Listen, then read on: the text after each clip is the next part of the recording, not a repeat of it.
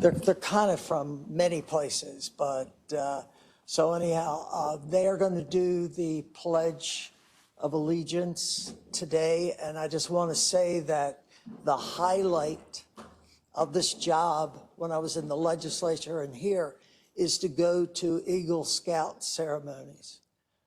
It is just wonderful. You know, you read in the paper about all these problems with certain young people. Well, don't believe it all. And the Scouts do a fantastic job, and I challenge every one of them to please go for the Eagle Scout. It's a great program. So, okay, so they come up and we can pledge the flag.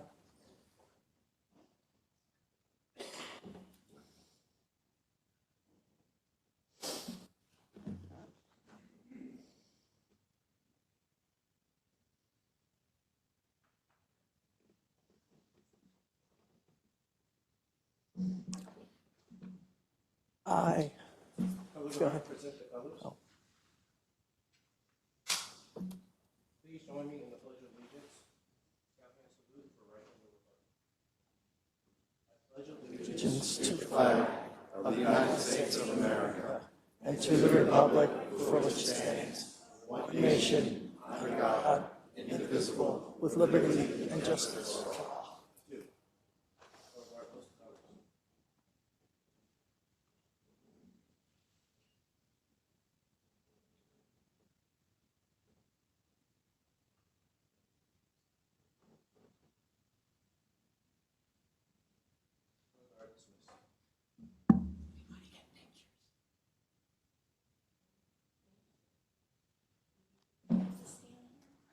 I just want to do a picture.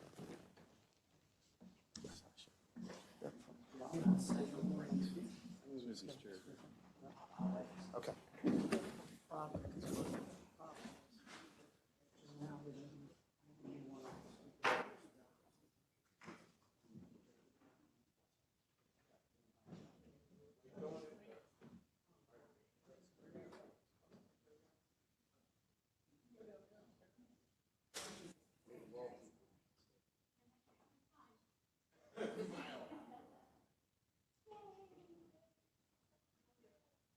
$742. Okay.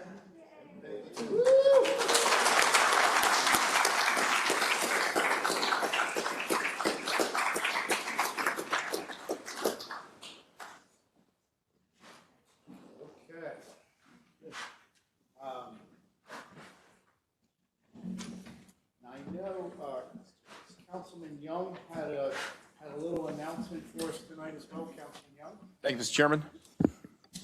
I wanted to take an opportunity to welcome three interns, but two specifically. So Blind Industries of Maryland resides in District 1, and throughout the summer and throughout the year, they have vocational programs for members that go through their training. And if you work with them and offer your space or professional establishment as a location where folks in their program can go through a vocational training, we teamed up with them this year, and we have two interns from Blind Industries of Maryland, Alanis Martinez, as well as Isaiah Rowe, sitting up front.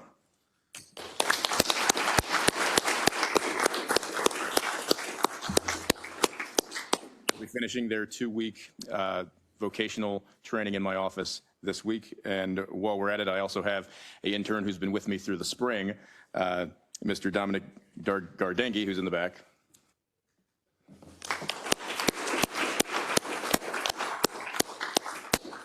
And should also be finishing his internship at the end of the month. Thank you.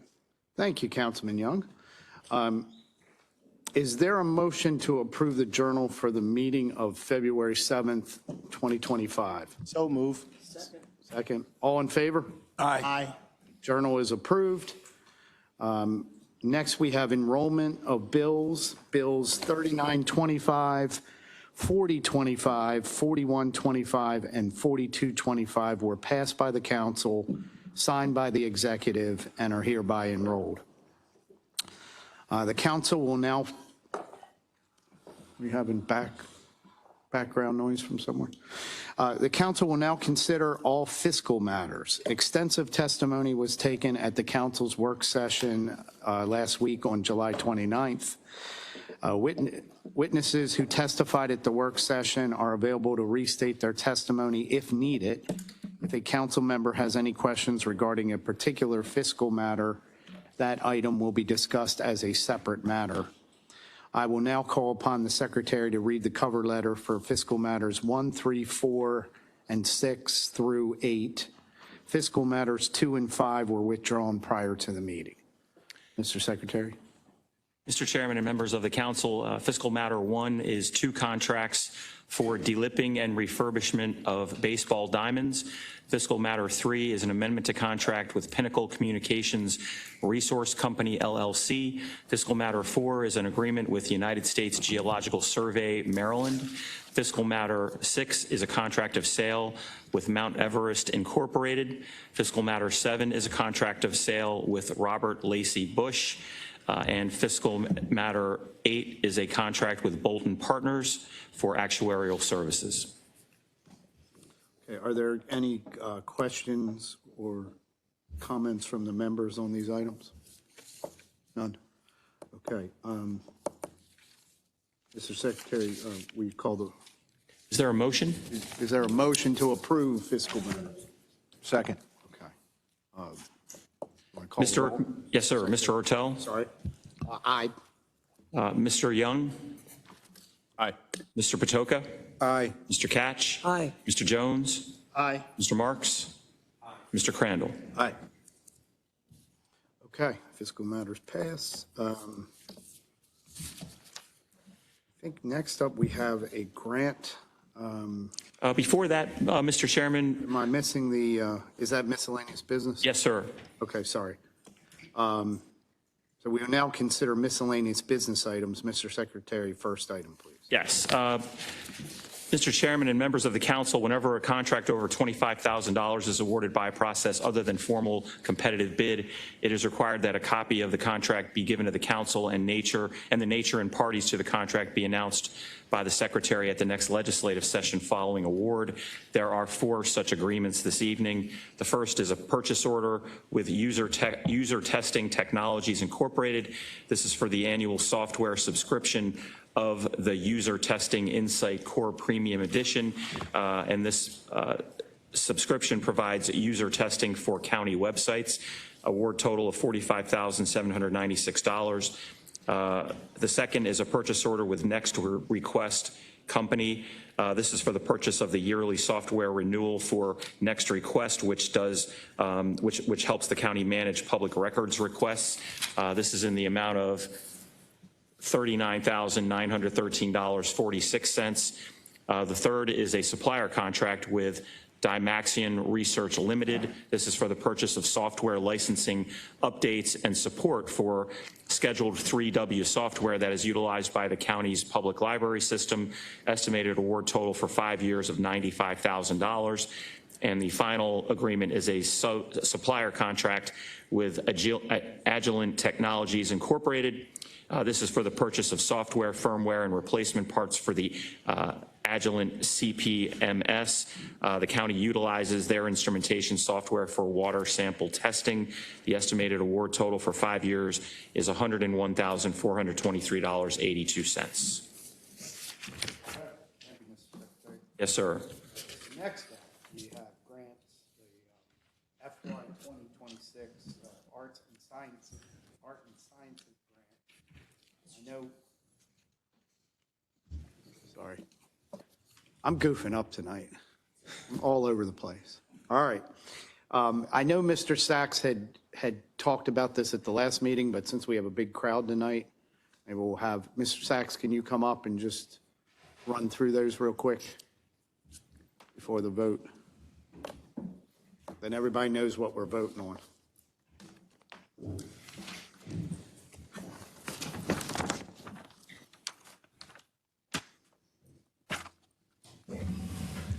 Thank you, Mr. Chairman, members of the council. We're requesting approval of grants totaling $3.7 million to organizations for arts, sciences, cultural, and tourism events. activities and programs consistent with the adopted FY 2026 budget. The Commission on Arts and Sciences again worked within the guidelines established by the county executive to assure that all grantees provided value to Baltimore County residents and visitors. The Commission evaluated all grant applications based on artistic merit, service to the community, multicultural outreach, soundness of business practice, and level of service to Baltimore County residents. We're requesting approval of the grants as recommended. Thank you. Okay, thank you, Mr. Sachs. Are there any questions or comments from Mr. Sachs on the Arts and Sciences grant? Yes. Councilman Patoka. Thank you, Mr. Chair. Mr. Saxon, I just want to thank you and the administration for the $40,000 that's included in this package for the Pikesville Armory. Pikesville Armory continues to be transformative in the Pikesville commercial area, and it's going to be, for all of those that haven't visited the Pikesville Armory, it is becoming spectacular right now, but it will be even more spectacular into the future. So I appreciate the administration investing in the Pikesville commercial corridor. I think Pikesville Armory can be a model for the repurposing of armories that are being surplus by the state military department. So thank you, Mr. Saxon. Thank you to County Executive Klausmeyer. Thank you, sir. Thank you, Councilman Patoka. Any other questions, comments? Is there a motion to approve? So move. Second. Okay, we have a motion and a second. Mr. Secretary, please call the roll on the grants. Mr. Ertel, Aye. Mr. Patoka, Aye. Mr. Catch, Aye. Mr. Jones, Aye. Mr. Marks, Aye. Mr. Crandall, Aye. Mr. Young. Aye. Okay, grants are approved. Thank you, Mr. Sachs. Next up, we have Resolution 3625. I think, is Captain Buckingham here tonight? He is. He is. Captain, I know you spoke at the work session, but did you want to just give us a quick overview again for the benefit of the public that wasn't here at the work session?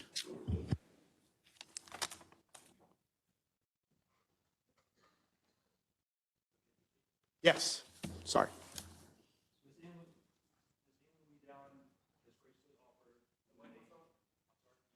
Just, yeah, press it. Sorry. There you go. Now you're live. All right, thank you. Ms. Ann Louise Allen has graciously offered to donate $30,000 to the Baltimore County Police Department. Ms. Allen's father was a homicide victim from 1981. She called 2 years ago and requested that her father's case be reopened and tested, conducted for DNA of a suspect. The police department sent DNA evidence to Combined DNA Index System, CODIS, and got a hit on the suspect who is currently in jail in Delaware. She was so grateful that she would like to help others to have the resolutions for their own lost loved ones.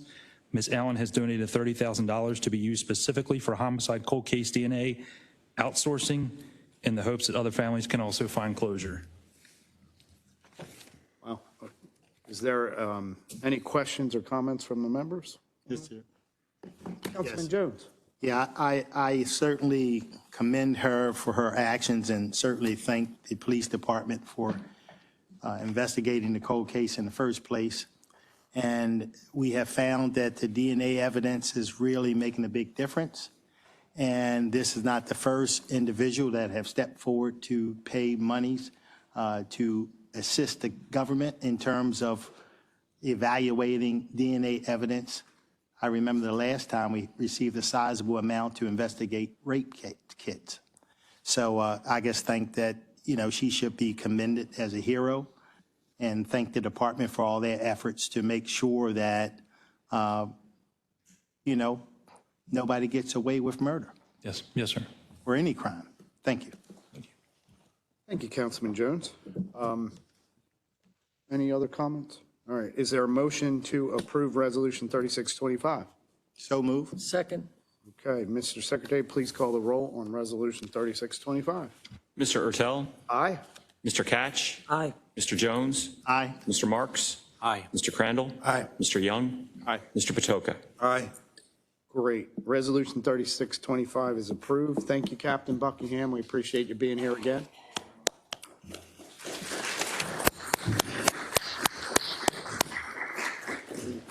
Okay. Next up, we have appointment for Baltimore County Inspector General. Khadijah Walker. I think Ms. Walker is with us tonight. Ms. Walker out there? Ms. Walker, welcome back. Come on up. We appreciate you being here again.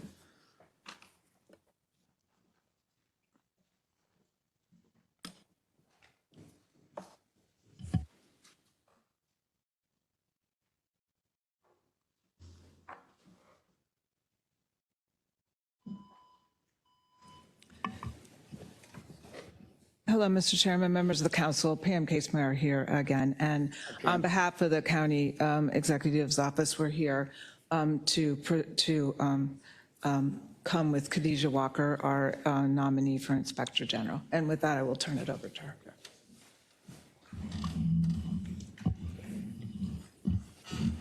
Greetings, Chairman, council members, again.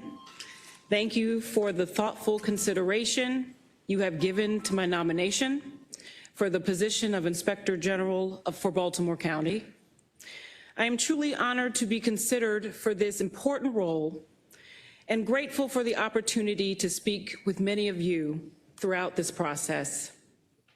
My vision for the Office of Inspector General is to bring neutrality, independence, and integrity to this office, and that the citizens of Baltimore County rightfully expect from a government accountability function. I believe this position aligns directly with my personal passion for representing the needs of local communities and solving problems that lead to better governance and ultimately a better society. If confirmed, I plan to hit the ground running, prioritizing the development of strong collaborative relationships with county department leadership and their staff, while also conducting a full internal climate assessment of the OIG. I will assess the need for standardized operating procedures and establish internal systems to ensure the office operates with professionalism, consistency, and transparency. At the same time, I will work to build meaningful connections within the community to better understand the issues affecting residents and how the Office of Inspector General can contribute to practical solutions.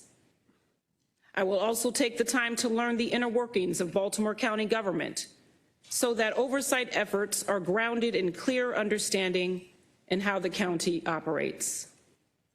My approach will focus on improving government efficiency and effectiveness while identifying and addressing instances of fraud, waste, and abuse. From our conversations, I understand that permitting, water quality, housing, and service quality are among the key areas of concern, and I am prepared to look into these issues further and any other critical matters with urgency and objectivity. I'm also actively considering options to move closer to Baltimore County. If confirmed, I will consult with my family and make final determinations then. I deeply value and appreciate the trust you are placing in me, if confirmed, for this role. I take that responsibility very seriously and will honor the oath of service with independence, pride, due diligence, and deep respect for the taxpayers of Baltimore County. Thank you again for your time, your questions at the work session, and your commitment to good governance. Thank you. Thank you, Ms. Walker. Did any of the members have any direct questions for Ms. Walker? Councilman Jones. I just wanted to thank Ms. Walker for stepping up and participating in the process, and appreciate your willingness to serve. I know you have a very long, distinguished career, public service, and we certainly appreciate your willingness to serve here in Baltimore County. My pleasure. Thank you. Councilman, thank you, Councilman Jones. Councilman Patoka. Thank you, Mr. Chair. Ms. Walker, I just want to thank you for submitting your application. This has been a really unusual process, but you're a high-level professional, that's been clear. And no matter how this turns out, I really appreciate all the effort that you put into it. Just wanted to say that to you. Thank you. You're welcome. Anyone else before we? Mr. Chairman. Councilman Ketch. Yes, thank you very much. Mrs. Walker, Hello. someone lowered this chair. I don't know if one of these two did it. It was him, he forgot from Who? the last meeting. Tim? You. But anyhow, Mrs. Walker, I can tell you as a former auditor that I know how important the IG office is. And, Baltimore County in the past had a rather tainted reputation. And I know things have improved greatly over the last 5-10 years. And I want to thank you for applying for this job. And I found our conversation to be very insightful. And I wish you all the best in the future, whether it be in this job or another job. And I do want to say that our current IG, have you met her? No, I haven't had the pleasure. Okay. Well, anyhow, she's done a good job as well. And I'm sorry you're in this situation where we have two good people, and it makes it difficult. But I certainly thank you for all you've done, meeting with everybody, answering questions truthfully, et cetera. And you said a few things that really piqued my interest.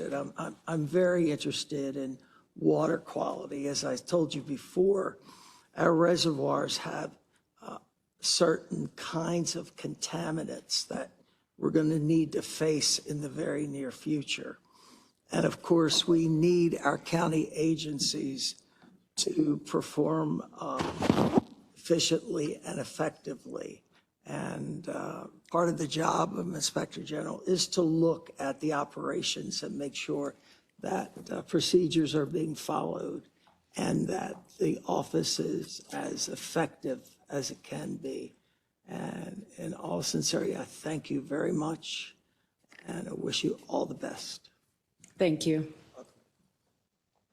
Okay. Thank you, Ms. Walker. We appreciate it.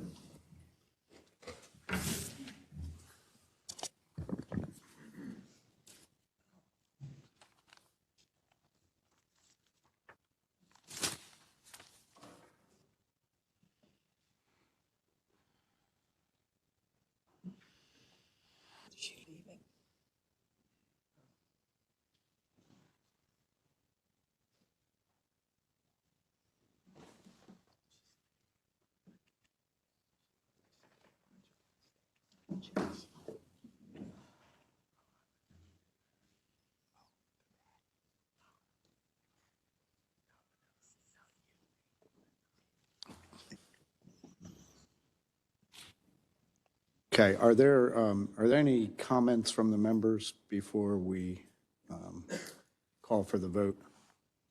Councilman Marks, did you want to say something before or after?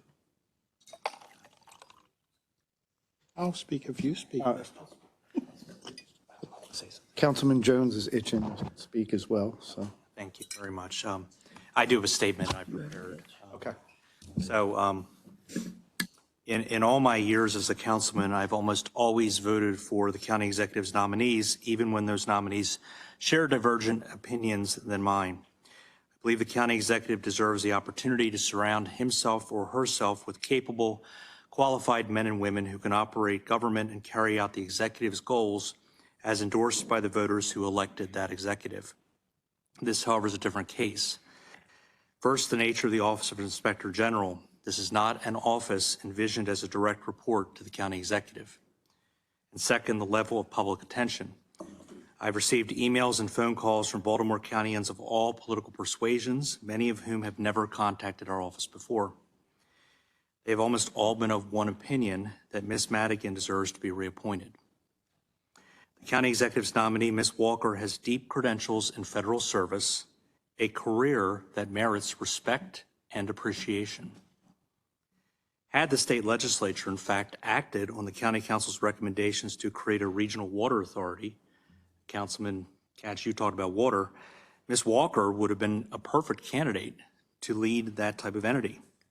But ultimately, it is clear to me that Ms. Madigan has done nothing to not deserve reappointment. Article 3, Title 14 of the county charter outlines the process by which the county executive can recommend the removal of an inspector general before their term is expired. Quote, the cause of removal shall be stated in writing in a public hearing held on the removal, end quote. Although Ms. Madigan's term has been completed, she's basically being recommended to be removed, yet this council has never been told why. This is a council with a history of supporting qualified candidates of all backgrounds. The county executive has a long record of public service, but on this issue, many of us simply disagree with her recommendation. Ms. Madigan deserves a second term as Inspector General. Thank you. Thank you, Councilman Marks. Councilman Jones. I'll reserve my comments till afterwards. Okay. All right. Any other comments before we call the vote? None? Okay. Mr. Secretary, you want to call the... Is there a motion to yes. move the Is nomination? there a motion to... I'll move it. I'll second it. Mr. Ertel? Nay. Mr. Jones? Aye. Mr. Marks? No. Mr. Crandall?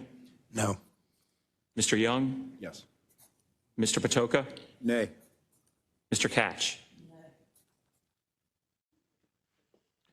Okay. Appointment, The nomination fails. nomination fails. Councilman Jones. Yes, thank you, Mr. Chair.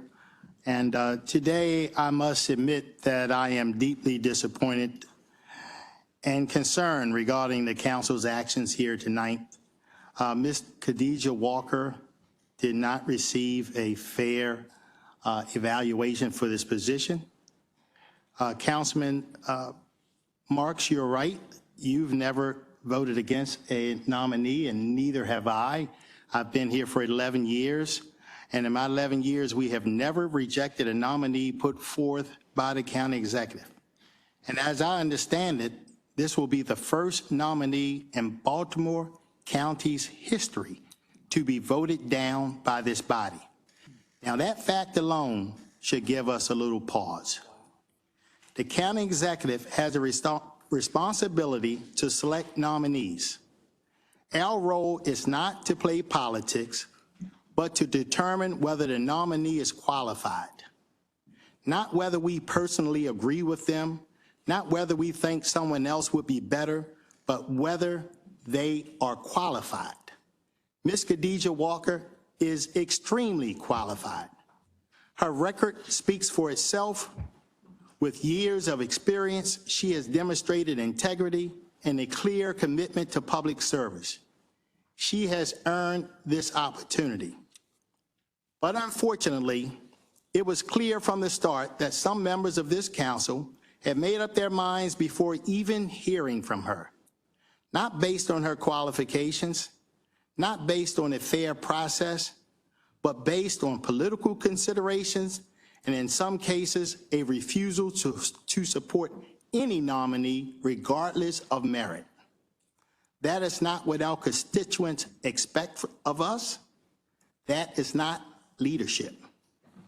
This is a sad day for this council, a sad day for Baltimore County, and an especially disheartening day for Ms.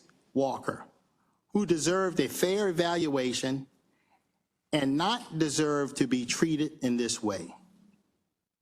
Let the record reflect that I strongly object to how this process was handled, and I will continue to speak out when fairness and transparency are cast aside for mob rule.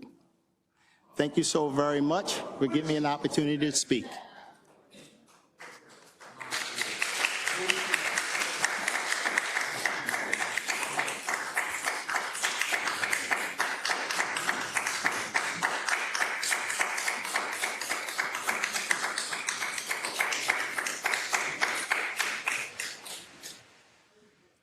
Councilman Patoka. Thank you, Mr. Chair. Councilman Jones, thank you for sharing your thoughts. I'm going to respectfully disagree with you on terms of what the council's role is, because I think the council's role goes beyond just determining if someone is qualified or not. In fact, I don't even know, I think that's really something that our HR director would do for someone that's applying for a job. Typically, Ms. Coleman, she has the expertise to define whether someone is qualified or not. And if our role is to simply say, yes, that person is qualified, when Ms. Coleman has a higher level of expertise in determining qualifications on employment applications, then why should we ever confirm anyone if our role is simply to determine if that person is qualified or not? Now, I'm not saying this in relation to Ms. Walker, because Ms. Walker is clearly high-level professional. She was just put in a very, very difficult situation. But again, I think that if our role were simply to determine if a candidate is qualified for an appointment, whether it be a board or commission or a paid job, I think that's, that's something that's predetermined before it comes to us. And simply, we should not be involved. If it's all about qualification, we should not be involved in the confirmation process, because Ms. Renee Coleman is far more qualified, to be redundant with that word, than any of us are, I think, unless one of us is an HR professional. I know that I'll just speak for myself. I've done a lot of hiring, but I'm not an HR professional. So typically the people that I'm hiring are pre-qualified at some point. So I'm just going to respectfully disagree with you on that point, Councilman Jones. Thank you. Councilman Young. Thank you, Mr. Chairman. I want to start by thanking all of the folks who were constituents of mine, as well as just residents of Baltimore County, that reached out to the office over the last week plus, sharing your concerns, calling the office, and most impactful were the conversations I had with folks over the phone. Discussing the situation, having folks discuss with me what their concerns were, and oftentimes, more often than not, explaining the position that we were in, what I determined to be our role, not just from my own opinion, but from what the law states. Much of the concern didn't come around Ms. Walker's credentials. It focused around a process that led her to us. And hearing that and understanding that I shared the same concerns related to the process, I had to look at where we were and where I was now, and the ambiguity that folks created consternation around how Ms. Walker was brought to us and there wasn't a reappointment of Ms. Madigan.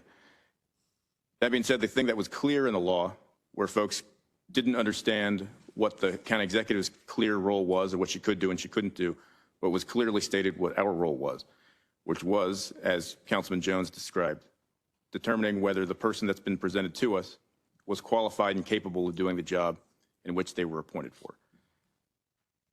I will say that the folks that reached out trying to provide ultimatums to myself, and I imagine also to some of my colleagues, weren't nearly as helpful as the folks that stated their true concerns related to a process that they didn't understand and was not articulated well to them from the very beginning. But what became clear to me, one, through interacting with Ms. Walker, through the presentation to us as a council, through our process, was that she was absolutely qualified, still is qualified, and could absolutely do the job that would be required of her if she were to have been confirmed as the IG of Baltimore County. I'll say this, for more than a decade, I've served in a deliberative legislative body, having been elected to the Maryland General Assembly and then serving here as a council person.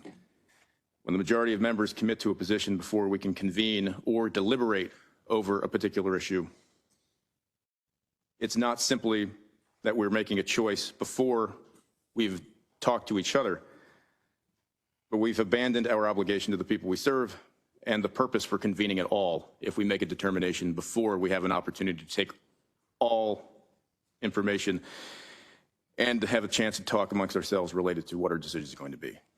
So with that, I was proud to cast my vote for Ms. Walker, and we'll also look forward to seeing what happens next, because I think the next big question is, what do we do from here, and what is the role that we play and the county executive plays in having an interim IG that has not been confirmed for reappointment? Thank you, Mr. Chairman. Thank you, Councilman Young. Any others? Councilman Ketch, did you want to say anything? I'm fine. No? Anyone else?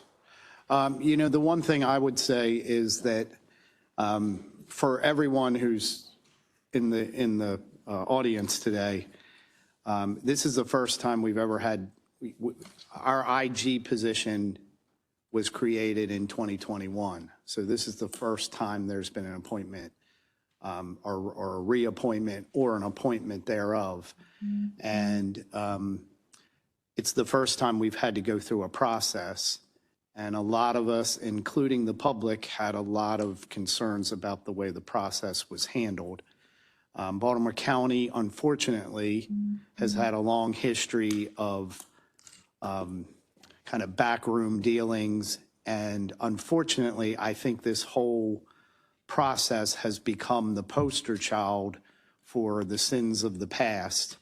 And as everyone has said up here, Ms. Walker clearly was qualified, walked into a situation where a lot was going on, and unfortunately, I think we're going to progress from here, but this is a learning experience, and often in any kind of government, you feel like these things should be solidified and set, but the reality is we have legislation that's we're currently looking at for an independent appointment of the IG going forward.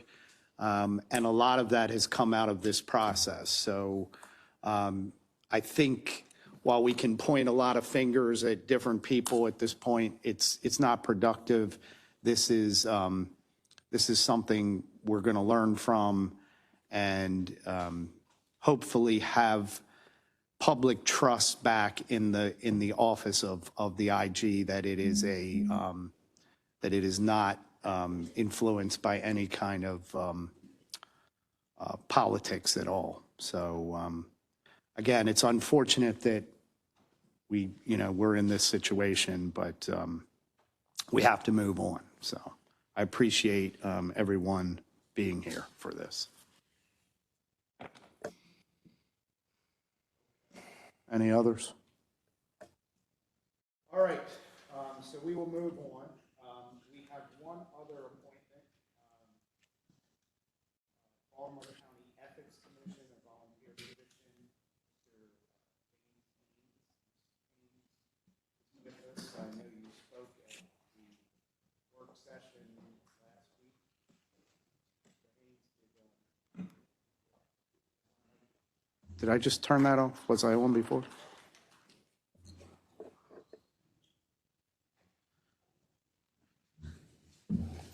Mr. Haynes, did you want to say a few words, or you? No, I'm sensitive to the fact that the council has been very busy, and we have a large crowd and a large agenda. I simply wanted to show my face and offer to answer any questions or hear anything that members of the council might wish to say. But I have no interest in prolonging this session. Absolutely. Well, thank you for being here again. And is there a motion to, I'll motion to approve. Second. Is there a second? Yep. Councilman Ketch. Mr. Secretary, can you please call the roll on the appointment of Mr. Haynes? Mr. Urtel? Aye. Mr. Marks? Aye. Mr. Crandall? Aye. Mr. Young? Aye. Mr. Patoka? Aye. Mr. Catch? Aye. Mr. Jones? Okay, congratulations, Mr. Haynes. Thank you very much. I will try to do Appreciate your willingness to serve.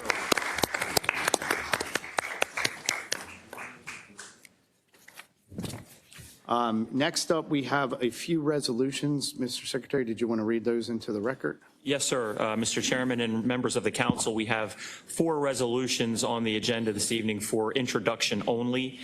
First is Resolution 3725.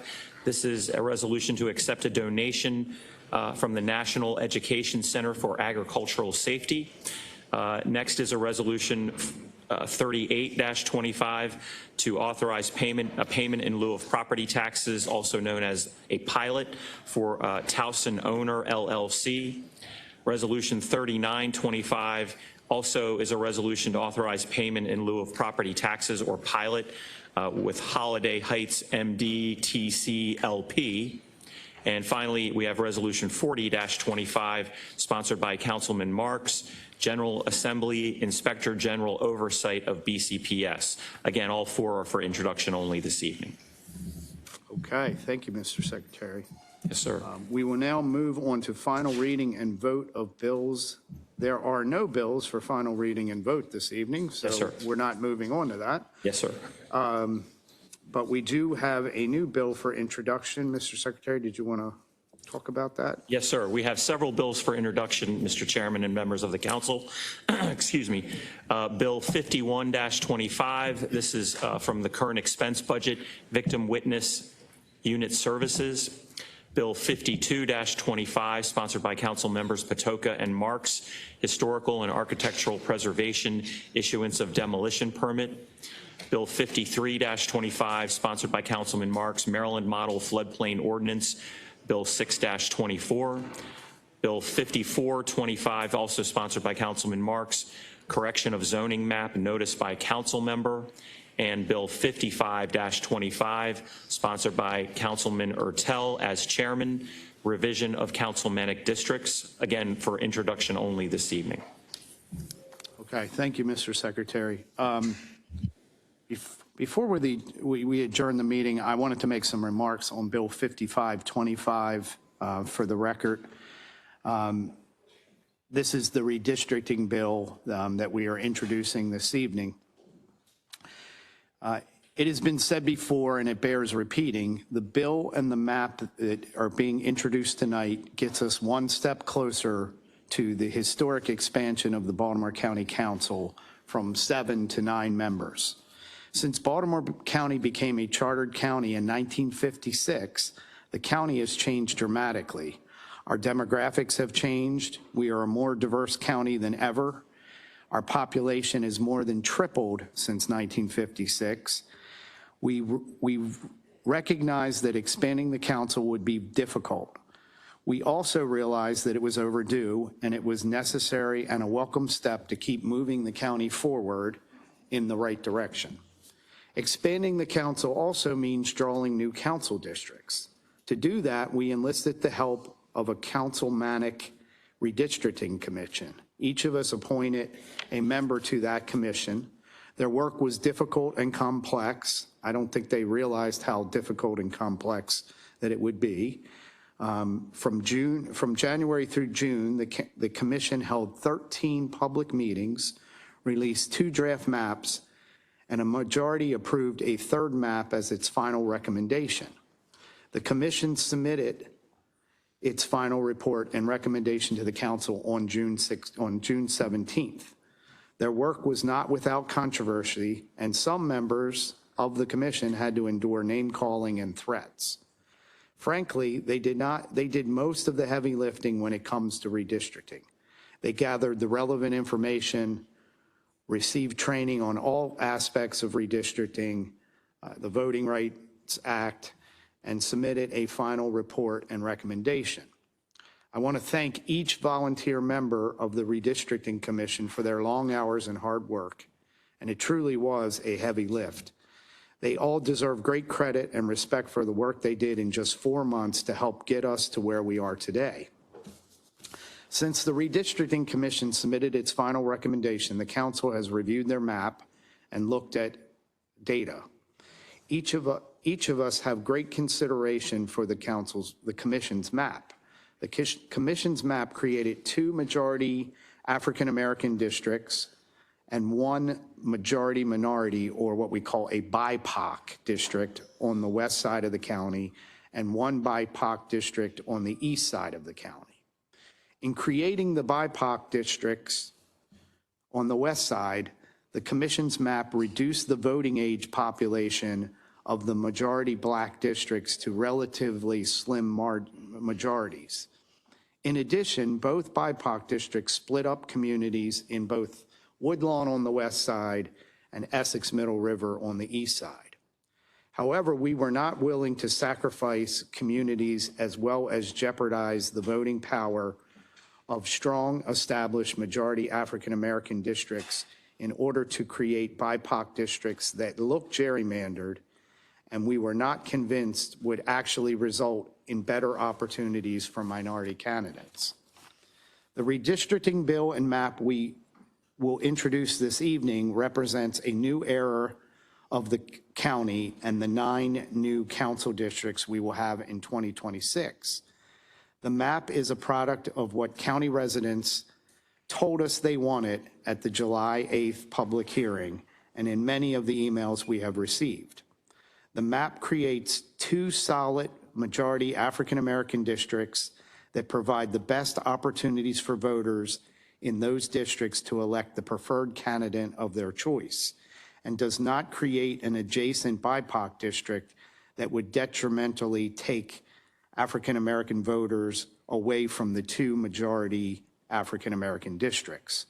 Rather, the map keeps together communities that are so important to the advocates on the west side of the county, meaning communities that have traditionally been together can stay together and continue to support their preferred candidates.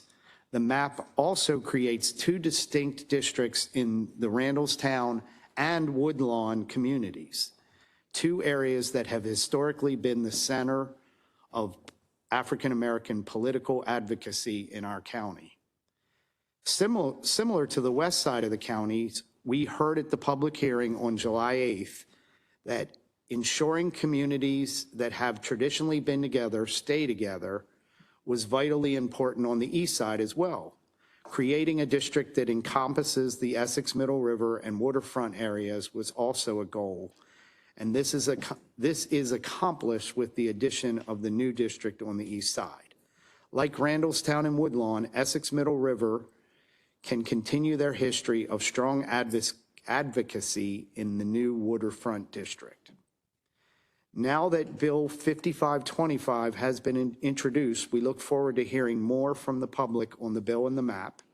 The next steps will be the work sessions on August 26th and September 9th, with the final vote on the bill and map scheduled for September 15th. This will keep us on track for the redistricting deadline of October 1. I sincerely want to thank everyone for their interest in the Councilmatic redistricting as this process continues, and I'm sure our discussions and debates will continue as well. So I just wanted to say that for our introduced bill tonight. And unless any others have comments, is there a motion to adjourn?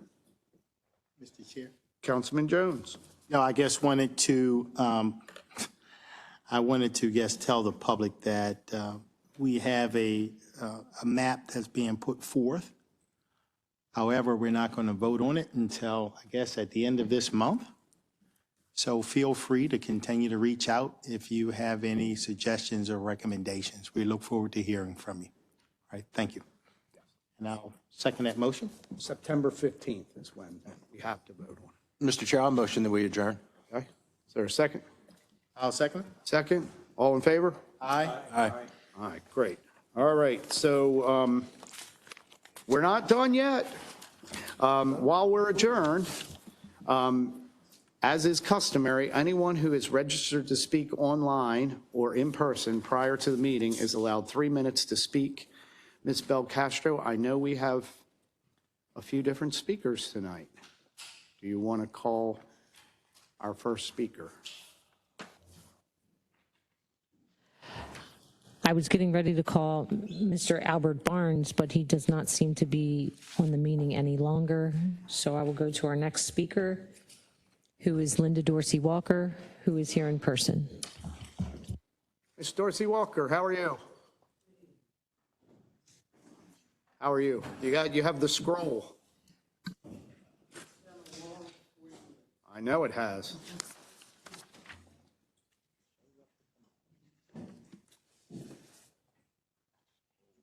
This is what I will be talking about.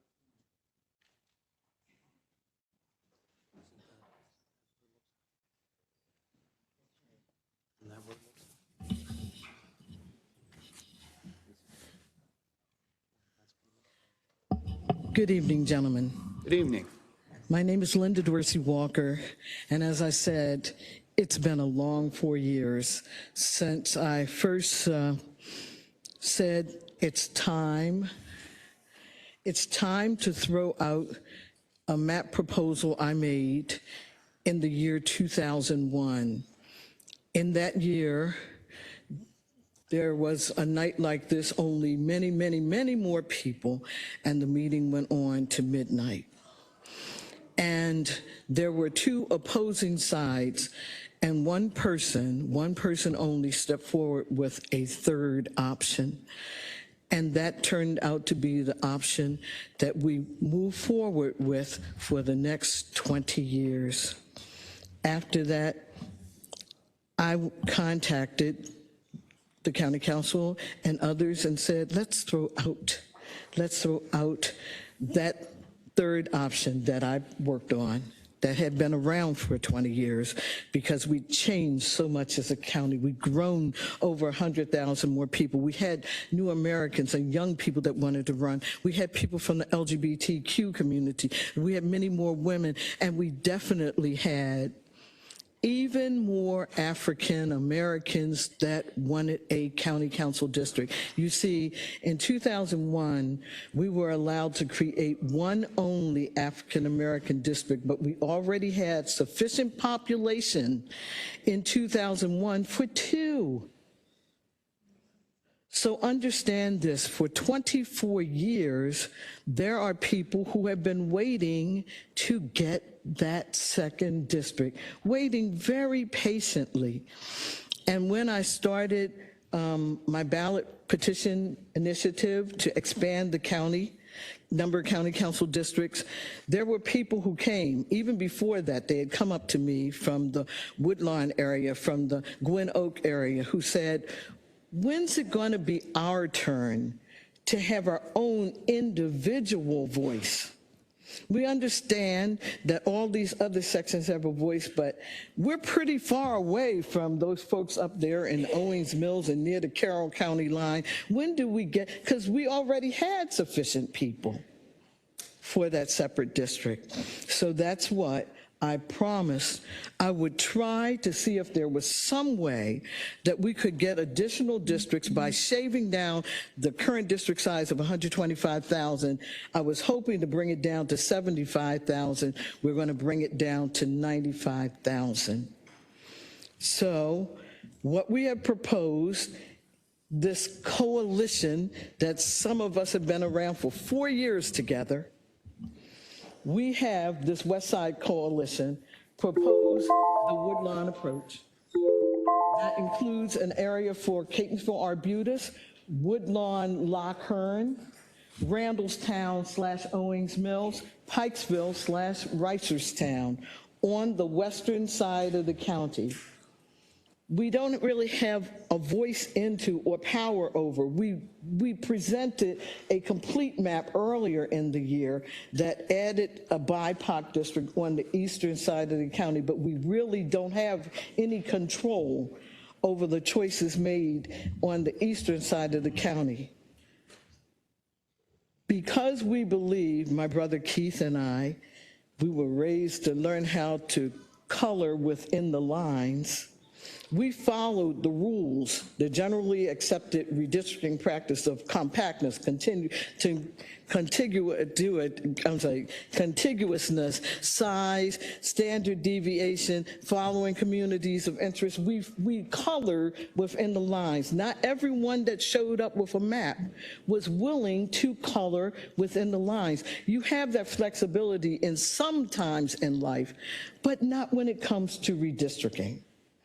We know that there was an expert that was brought in a couple of times, and that person felt that this map, this Woodlawn approach, was least risky for the county because it did stick to coloring within the lines. So that's why I am going to say that I support Bill 5525. I want to say I want it to be amended to include that BIPOC district, because I got an awful lot of thousands and thousands and thousands of names, and I covered every inch of this county. And I said to those folks over there, they asked, when's it going to be our turn? This county in 2023, 2 years ago, July of 2023, was 48.5% African minority. We are right now, as we speak, over 50% because we were already that 2 full years ago. By November of 2026, we'll be even more than that. And guess what? Now, a disproportionate number of people are living on the east side of the county. So I want this to go forward because we've got to obey the law. The law says we have to turn in something by or before October 1st. I think this remains the best option. It creates 2 solid African-American districts that are based on real numbers, not made up diluted numbers.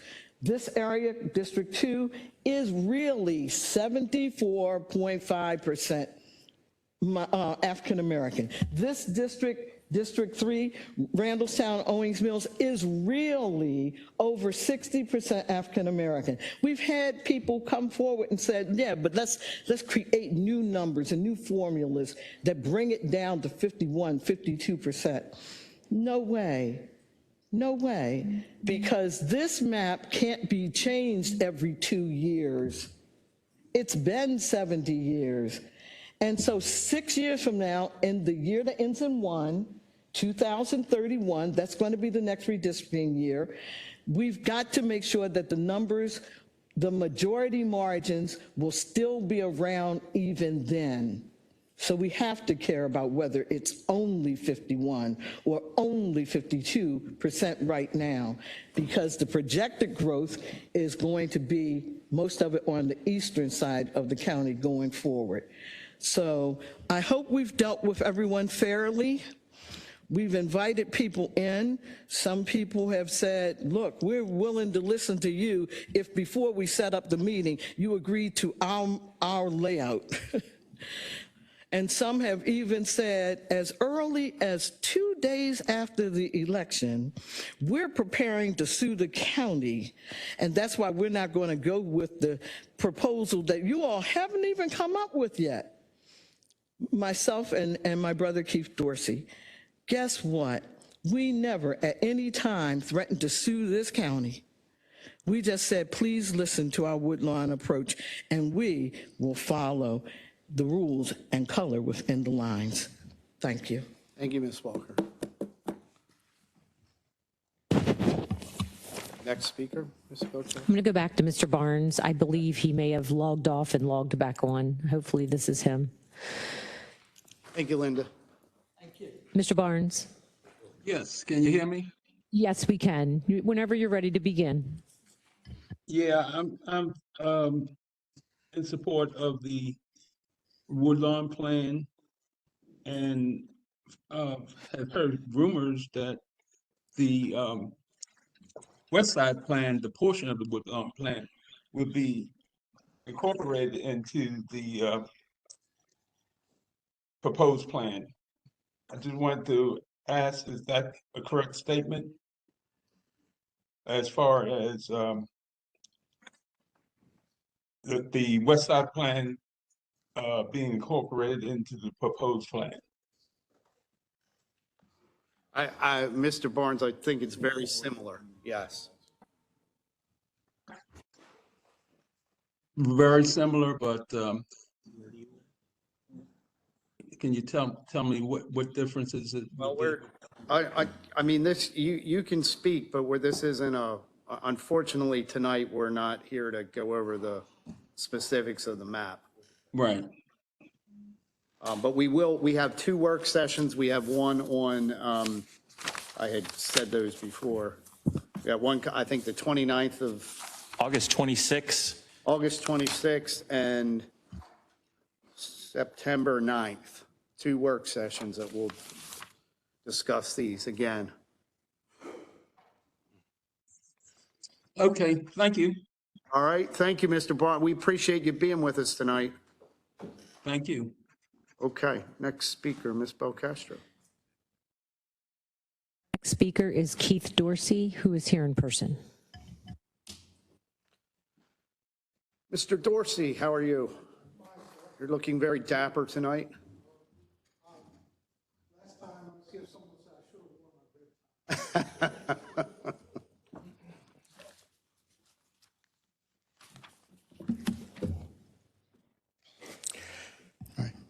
Good evening, Mr. Chairman and members of the County Council. My name is Keith Dorsey, and I'm a resident of Owings Mills. I am speaking in support of Bill 5525. As you know, I've appeared before you recently to advocate for a woodlawn that is a community-based approach to redistricting. It is clear that the council has also responded to the many citizens' voices who've asked for a community-based approach to redistricting as the charter requires, rather than simply a political objective. With the proposed creation of a woodlawn district, the residents of Lochern on both sides of Liberty Road will have a strong champion who can address the issues facing Liberty Road inside the Beltway. The residents of Gwynn Oak will have a renewed focus that has not existed for more than half a century. People of Milford Mill, Windsor Mill, and Security will have someone who truly understands the respective commercial and neighborhood revitalization needs. In addition, there will be a key person on the council addressing the interests of Milford Mill Academy and Woodlawn High School. What I'm saying about Woodlawn is also applicable to the other proposed districts. There are the tips of our county, Catonsville and Dundalk. They are the districts with their individual, long-standing social and commercial ties like Pikesville, Towson, and Middle River. There are the growth areas of Randallstown, Owings Mills, and White Marsh. And in light of the consideration that's been talked about, the Department of Agriculture, it recognizes that North County has its unique needs. So despite what some dissenters may say, the council's map does not do any racial packing or diluting.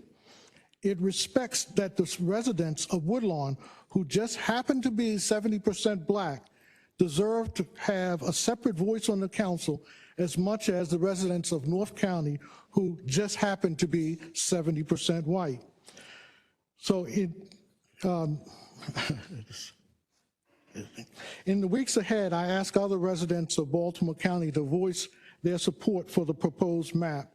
While it may not be all you wanted, it is a stable map that will allow us to grow into the new 9-member council structure in accordance with the council charter, county charter. Thank you. Thank you, Keith.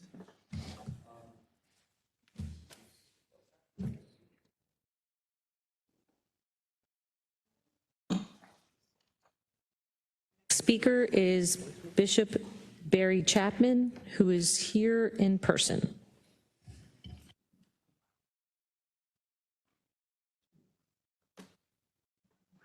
How are you, Mr. Chapman? Always, Wow. always a trendsetter. Somebody got to do it, right? Okay, all right. Good evening, Chairman Ertel and the rest of the Baltimore County Council people. I know most of you, and I'm glad to be here and honored to be here. I'm going to speak briefly. I have lived in Baltimore County since 1986, okay? I love being a resident of Baltimore County. You know, I do some business in Baltimore County, but, you know, in other states as well. But I'm here just to support the Woodlawn approach. And the reason that the Woodlawn approach needs to be supported, particularly the map that Keith Dorsey and Linda Dorsey envisioned and came up with, you know, in the final drawings. What we have to understand is that you all are leaders, and being a leader, part of that wisdom is bowing to the special interests of the community's needs. And if you look at the revenue that Baltimore County draws on the west side of the county. Let's just talk about the west side for a second. It's a lot of money generated on the west side of the county. Not to set aside the east side or other parts of the county. But what that says is that those tax dollars that the county receives to run the county should be listened to and should take special consideration. And we have to understand that some of the decisions that we make, we can't turn back those decisions. As Linda Dorsey Walker talked about, it's going to be some time down the road to try to change that. And that in itself should have a situation where you really need to consider the map that the Dorseys put together. I really think that we really need to understand that all of this disagreement, real power comes in stopping the people from fighting and bringing together the consensus that everybody can live with until change comes about again. Otherwise, all we're doing is constantly pouring gasoline on the fire. And that means factioning off the community and making the community constantly be in crisis. Well, the residents of Baltimore County can't deal with crises all the time. They got their own kitchen table issues. They need the wisdom of the council to lead and bring thriving and striving communities together.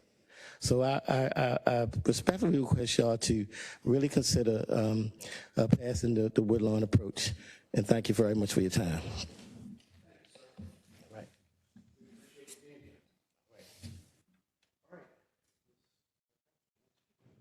Next speaker is Karen Braithwaite Yarn, who is on virtually. You can unmute yourself.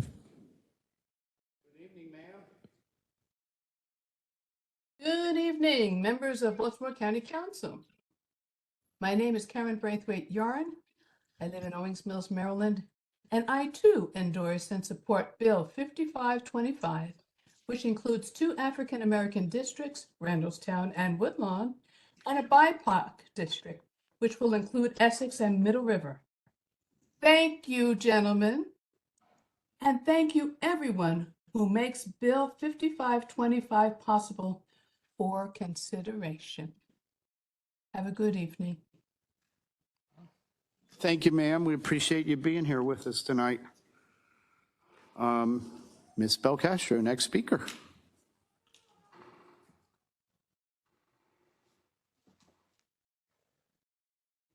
Our next speaker is Sharonda Hoffman, who is on virtually. You may begin your testimony. Good evening, Ms. Hoffman. Good evening, Chairman Ertel and council members. I'm here to discuss the matter of the Inspector General. So we have made a decision not to move forward with the nominee. However, the work of the Inspector General is still not done.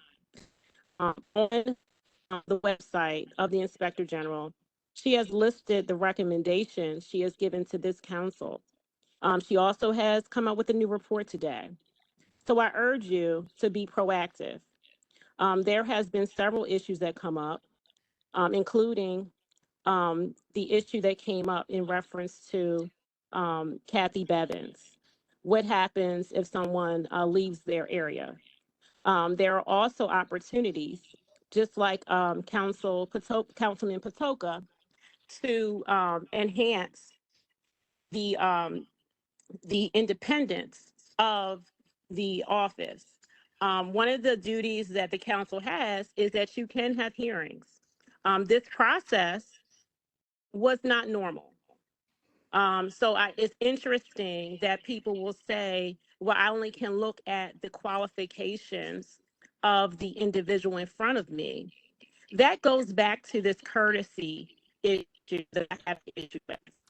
There is a checks and balances in government that includes the executive committee, and you're the legislative one. That also includes amongst yourselves. There are 7 seats currently on the council.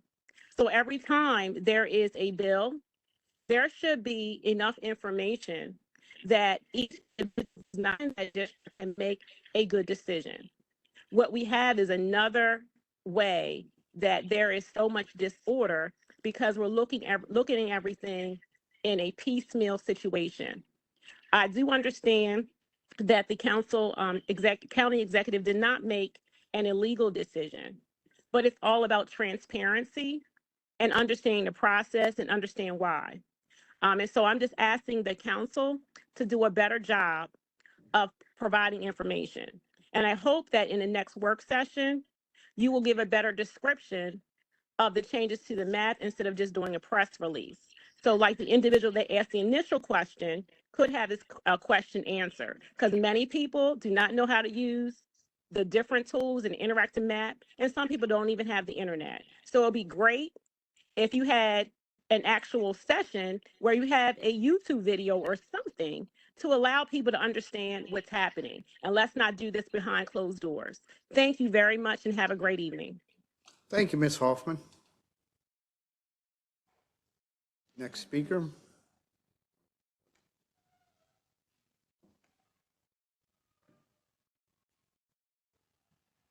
Our next speaker is Antoine Scott, who is on virtually. Mr. Scott?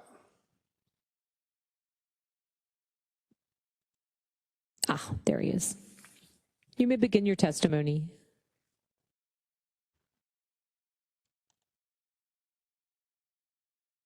Mr. Scott, whenever you're ready, we're ready. He's unmuted, Mr. Chair. I'm not really sure.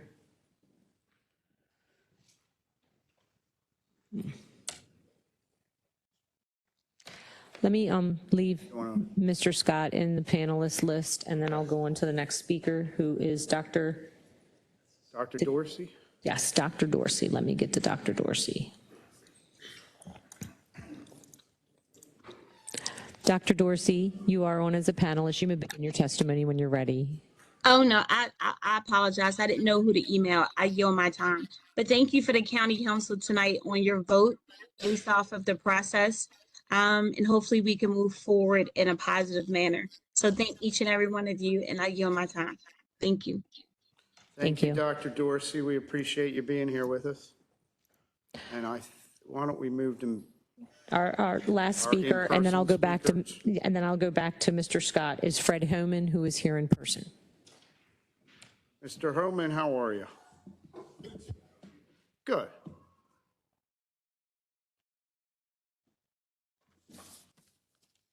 A little shorter meeting than last Tuesday.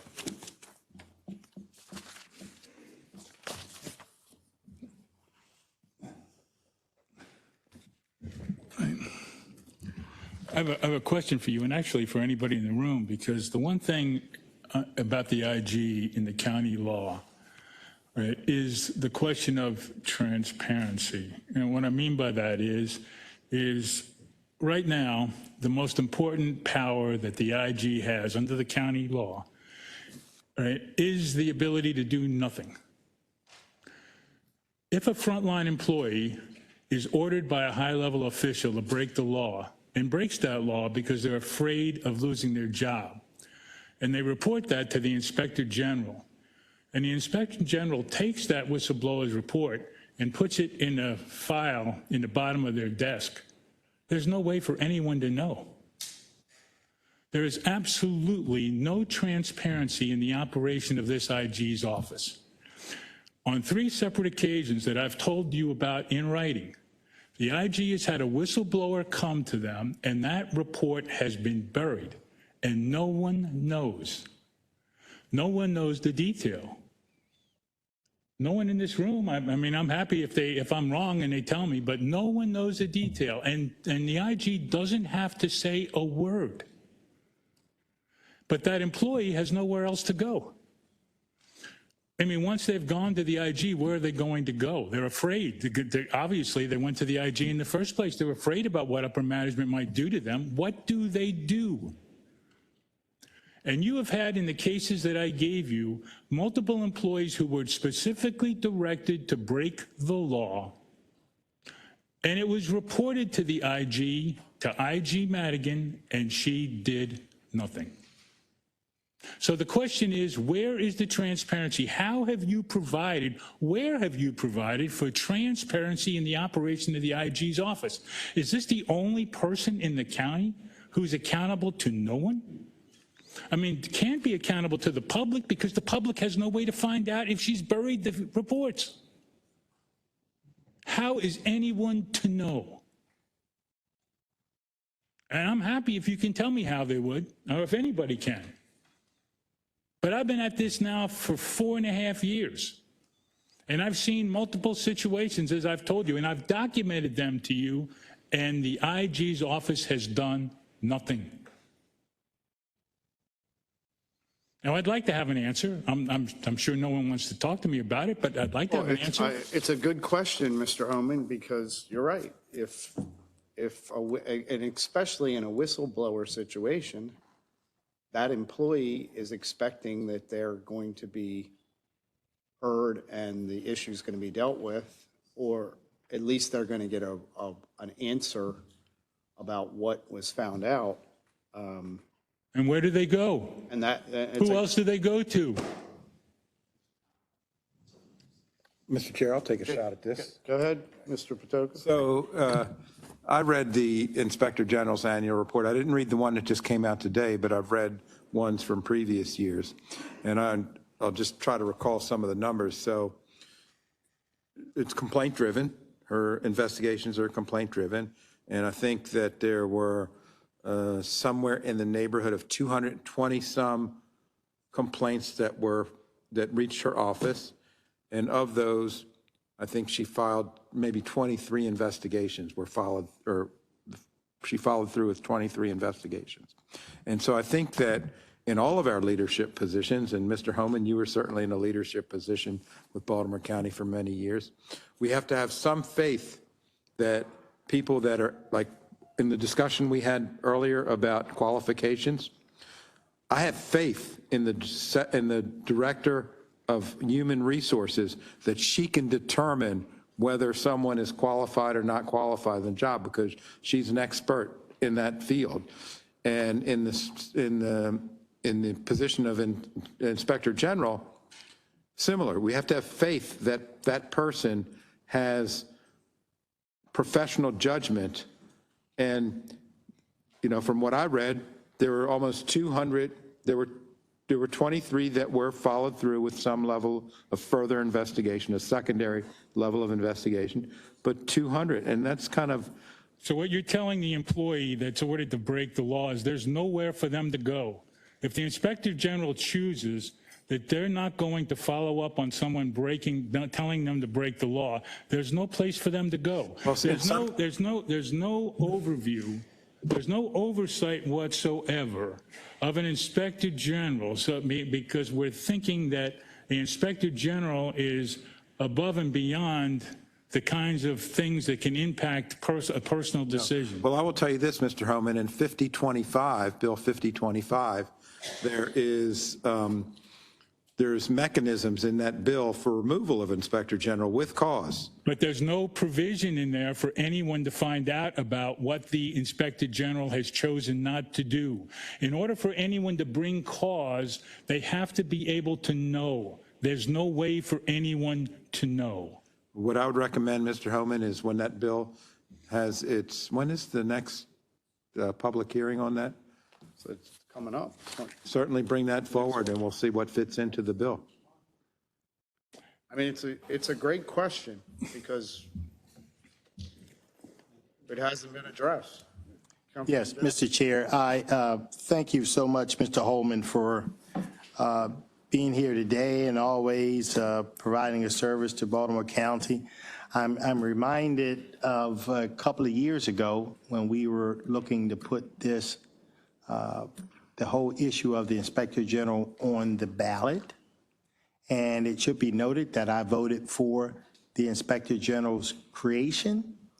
I voted for the nomination of Ms. Madigan, and I voted every time positively for expanding the office.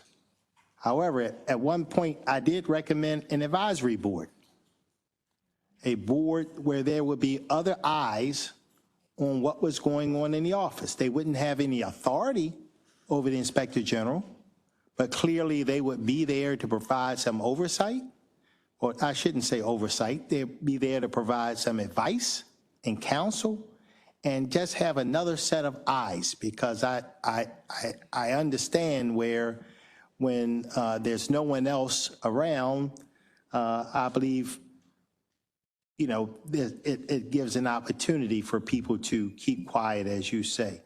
But that was voted down, unfortunately, or maybe it was withdrawn. I can't recall what it was. But we don't have that, and you raised some very interesting Gentlemen, points. if you would allow it at a work session, I will prove to you the situations where the items were thrown into a trash basket or put in the bottom of a drawer. It's happening.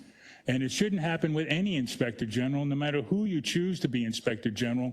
No one should have the ability to take a complaint that's put in front of them that shows a violation of the law, especially when it concerns frontline employees, bury it, and there's no way in the world for it to see the light of day.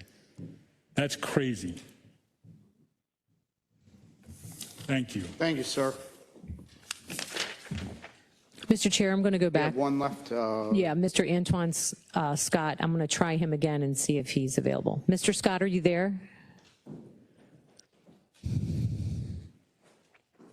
He's on and he's unmuted, but we can't hear him for some reason.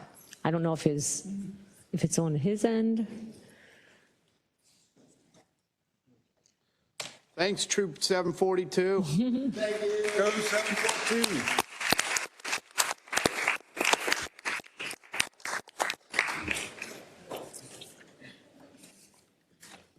I'm not quite sure, Mr. Chair. Maybe Mr. Scott can give us a call at some point or email us what he wanted to talk about. It looks Mr. Scott, we cannot hear you. We do have you unmuted, and we do have you on as a panelist. Unfortunately, we're unable to hear you. We haven't had any other technical difficulties this evening on our end, so I'm assuming it's something on your end. You can certainly come to another council meeting. If it's something on the agenda, you can come to the work session, or you can send us an email, and I will make sure that it gets forwarded to all the council members. Mr. Chair, if I may? Yes. So when we get our registered speakers list, we are given a 1 or 2 word description of what they'd like to talk about. And I believe what Mr. Scott wants to discuss is something in the 7th District.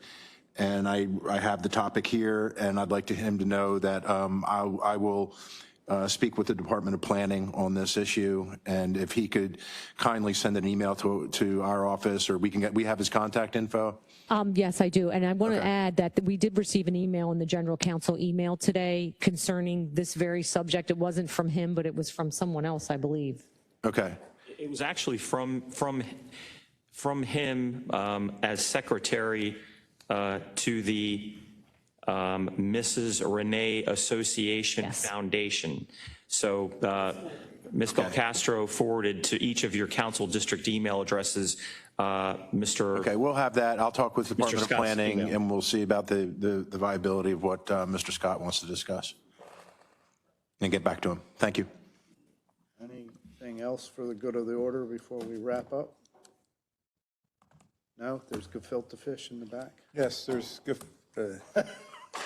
gefilte fish tonight on the menu, so if anybody would like some, we have it right at the, not everyone can come back to the chambers, but we can bring it out to you. So All right. hopefully you'll enjoy it. All right, thanks everyone for being here tonight. We appreciate it.